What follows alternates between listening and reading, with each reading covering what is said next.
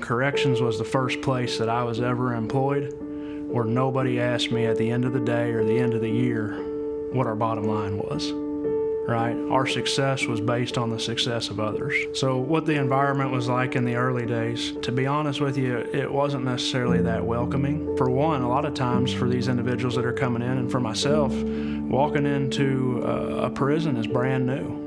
So you've got the newness of walking into a prison for the first time, and then you have individuals that aren't real welcoming and expect you to know things right off the start. And then when everything is siloed and you're going in and you're trying to figure out, well, I don't understand why the individual in the uniform won't speak to me, but the individual that's wearing a polo will. Back in the old days, we'd say, you know, before anybody's going to talk to you or bring you under your wing, you had to roll around in gravel first.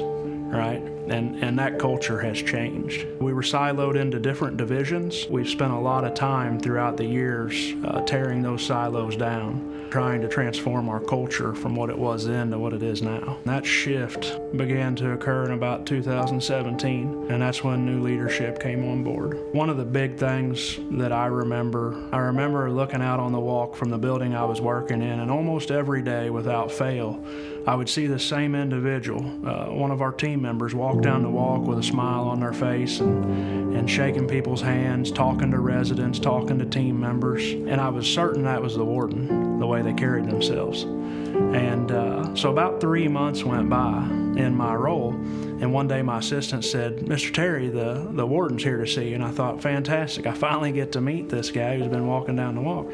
And I walk out and it's somebody I've never seen.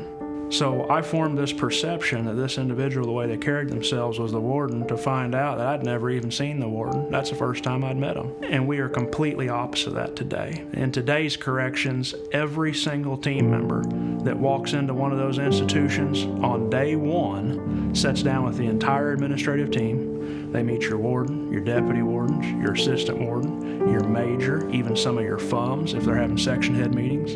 And they get to hear about the journey that we've been on, where we were and where we are today, and why it's so important that we continue this success in the future.